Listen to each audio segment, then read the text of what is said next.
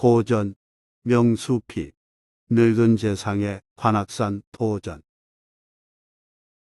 채제공은 영조, 정조 치하에서 재상을 지낸 명신입니다. 1786년 봄, 당시 노량진에 살던 만 66살의 채제공은 2박 3일 일정으로 관악산에 올라갔습니다. 다음은 그가 남긴 그 기록입니다. 내가 일찍이 듣기로는 미수 허목 선생이 83살에 관악산 연주대에 올라갔는데 그 나이에도 걸음걸이가 가뿐해서 사람들이 놀라워하며 신선처럼 우러러보았다고 한다.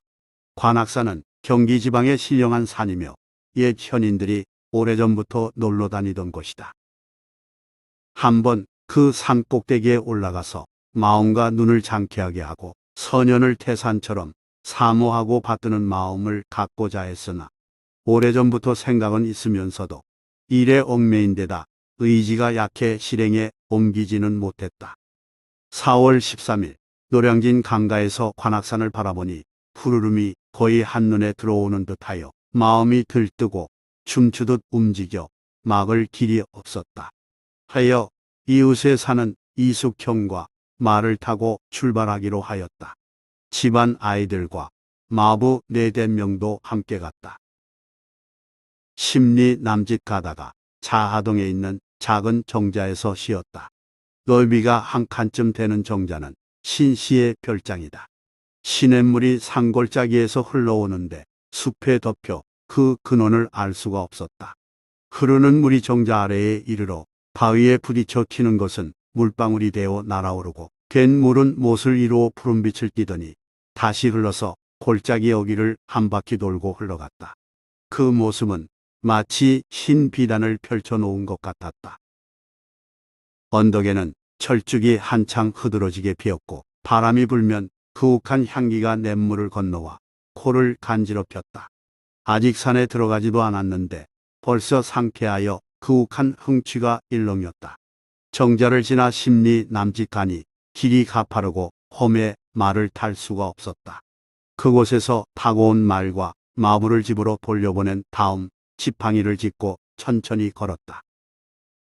칡덩굴을 헤치고 골짜기를 지났는데 앞에서 길을 이끌어주던 사람이 잘못하여 첫 목적지인 불성암으로 가는 길을 잃어버렸다. 어디가 동쪽이고 서쪽인지 분간하기 힘들었다. 해도 거의 저물어 가건만 길에는 나무꾼조차 없어 물어볼 사람이 없었다. 따르는 사람들이 털썩 주저앉거나 가만히 서 있기만 할 뿐 모두 어찌할 바 모른 채 안절부절 못했다. 그때 이숙현이 나는 듯이 빠른 걸음으로 가파른 봉우리를 올라 좌우를 두리번거리며 살피더니 어디론가 사라졌다. 우리는 괴이하게 여기고 한편으로 야속한 생각마저 들었지만 아무런 말도 없이 가버린 그가 돌아오기를 기다렸다.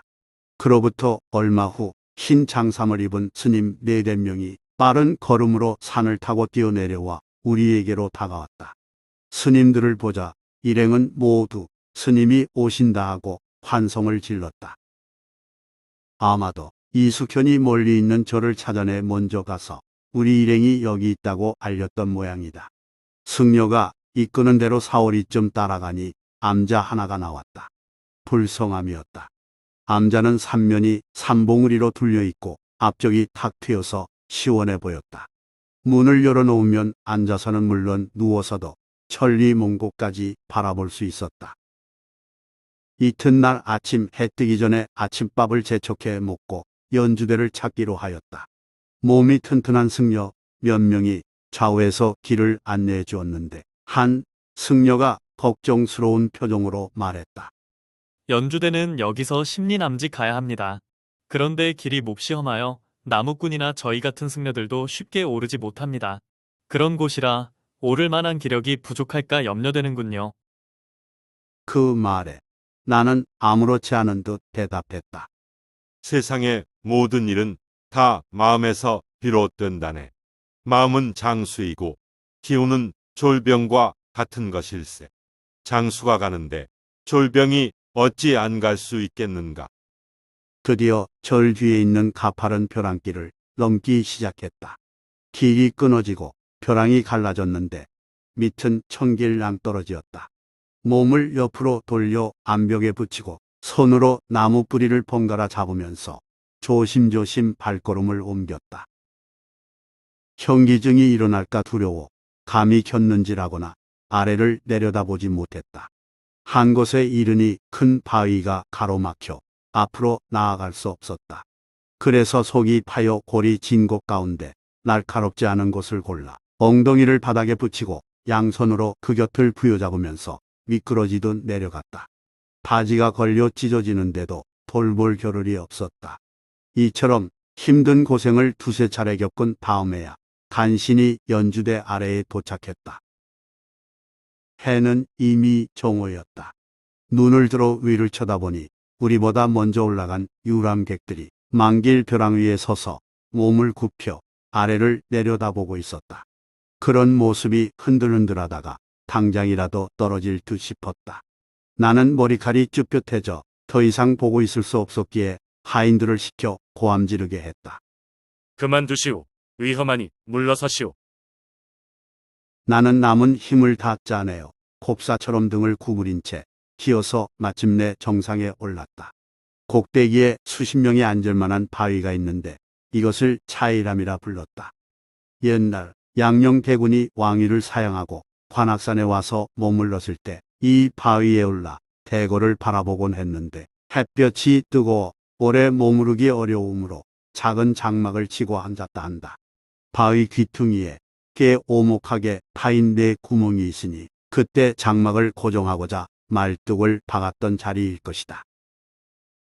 그러하기에 양녕대군이 앉았던 자리를 연주대라 하고 장막 쳤던 바위를 차이람이라고 부른다.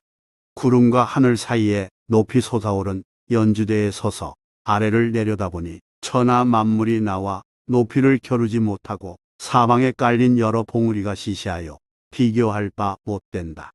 서쪽 변두리에 한없이 넓고 아득히 뻗친 기운은 하늘과 바다가 맞닿은 것인데 하늘인가 싶으면 바다이고 바다인가 싶으면 하늘이니 미라서 하늘과 바다를 분별하겠는가. 그리고 한양의 성과 궁궐이 밥상을 대하듯 또렷하게 와 닿는다. 소나무와 전나무가 고리처럼 둘러서 빽빽하게 들어찬 곳은 경복궁 옛터임을 쉽게 알 수 있었다. 양녕대군이 이곳을 배회하면서 궁궐을 그리워하던 심정은 비록 세월이 흘러 100대가 지나더라도 상상할 수 있을 것이다. 나는 감흥에 젖은 채 바위에 기대어 큰 소리로 시영 한 구절을 외웠다. 산에는 개암나무, 진펄에는 감초풀, 그 누구를 그리워하는가. 서방의 미인이네. 저 아름다운 사람, 서방의 미인이여. 그랬더니 이숙현이 이렇게 말했다. 그것은 임금을 사모하는 노래입니다. 임금을 그리워하는 마음은 옛사람이나 지금 사람이나 다르겠습니까? 그 말에 나는 다시 말했다. 임금을 연모함은 누구나 지켜야 할 당연한 도리이니 옛사람과 지금 사람이 다르지 않을 걸세. 다만 지금 내 나이가 67이니 옛날에 허목 선생이 83세 때 연주대를 올랐던 일에 비하면 16년이나 모자라네. 그런데도 허목 선생은 걸음이 나는 듯이 빨랐다고 하지 않던가. 그에 비해 나는 힘이 다하고 숨이 차서 간신히 올 수 있었네. 도학과 문장이 옛사람에게 미치지 못함은 이상할 게 없으나 근력조차 어찌 옛사람에게 미치지 못한단 말인가. 하늘의 도움으로 내가 만일 83살까지 살 수 있다면 비록 가마를 타고서라도 반드시 이 연주대에 다시 올라 옛사람의 발자취를 이을 것이니 자네는 기억해 두게나. 그때 저도 마땅히 따라오겠습니다. 지금 65살인 이숙현의 즉각적인 응답에 우리는 한바탕 크게 웃었다. 이날 우리는 불성암으로 가서 자고 이튿날 노량진 집으로 돌아왔다. 한편 최재공은 1799년 음력 1월 만 79세 나이로 이 세상을 떠났기에 앞서 바람대로 83세에 다시 관악산을 오르지는 못했습니다. 최재공은 힘든 등반에 앞서 모든 일은 마음먹기에 달렸다고 말했으나 사람 수명은 의지대로 되지 않는 일이 많으므로 어쩔 수 없는 일이었습니다.